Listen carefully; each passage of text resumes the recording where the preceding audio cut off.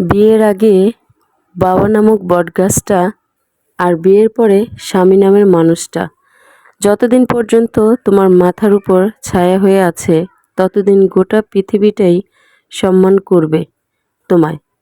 একবার স্বামীকে ডিভোর্স দিয়ে বাবার বাড়ি গিয়ে দেখো, কারো চোখে তুমি আপদ, কারো কাছে বোঝা, সমাজের কাছে তো অসৎ নারী। আমার স্বামী হচ্ছে আমার সবচেয়ে বড় সম্পদ, যাকে আল্লাহ নিজের হাতে আমার ভাগ্যে দিয়েছেন।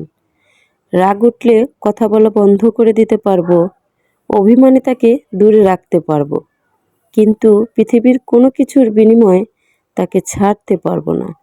মোট কথা, ঝগড়াও করব, ভালোবাসবো, কিন্তু ছাড়বো না।